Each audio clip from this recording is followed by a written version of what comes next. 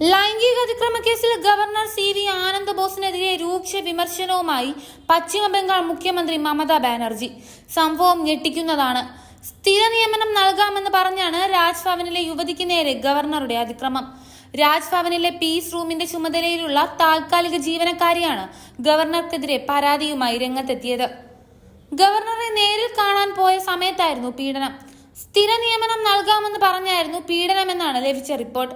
പീഡനം നടന്നയുടൻ അവർ രാജ്ഭവൻ പരിധിയിലുള്ള പോലീസിൽ വിവരമറിയിച്ചു. തുടർന്ന് പോലീസ് ഗവർണറുടെ വസതിയിലെത്തി സ്റ്റേഷനിലെത്തിക്കുകയും പരാതി രേഖപ്പെടുത്തുകയുമായിരുന്നു ചെയ്തത്. സംഭവം പുറത്തായതിനു പിന്നാലെ രാജ്ഭവനിൽ സുരക്ഷയും ശക്തമാക്കിയിട്ടുണ്ട്. ഒരു രാത്രി മുഴുവൻ രാജ്ഭവനിൽ ചെലവഴിച്ചിട്ടും പ്രധാനമന്ത്രി ഈ വിഷയത്തിൽ ഒന്നും പറഞ്ഞതേയില്ല. അല്ലെങ്കിലും മോദിക്ക് പീഡന വീരന്മാരെ സംരക്ഷിക്കാൻ കുറച്ച് മിടുക്ക് കൂടുതലുണ്ടല്ലോ. അതുതന്നെയാണ് ഇവിടെയും സംഭവിച്ചത്. ലൈംഗിക വീരനായ രേവണ്ണയെയും സംരക്ഷിക്കാനും വിദേശത്ത് കയറ്റി അയച്ച് രക്ഷപ്പെടുത്താനും BJPയും മോദിയും ഇറക്കിയ അടവുകൾ നമുക്ക് അറിയാവുന്നതാണ്.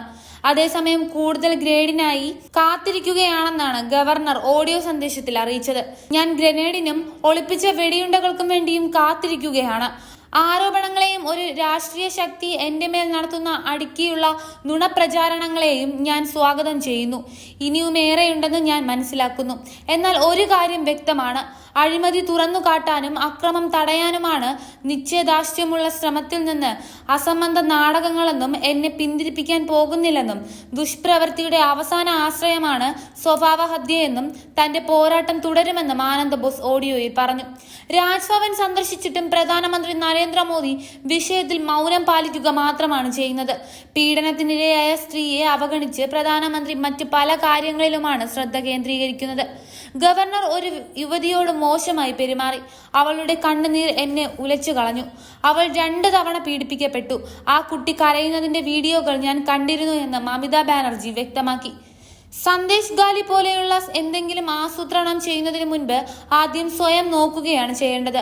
രാവും പകലും പെൺകുട്ടികളോട് മോശമായി പെരുമാറിയാൽ സംസ്ഥാനത്തെ സ്ത്രീകളെ കുറിച്ച് സംസാരിക്കാൻ നിങ്ങൾക്ക് അവകാശമില്ല എന്നും മമത വ്യക്തമാക്കി.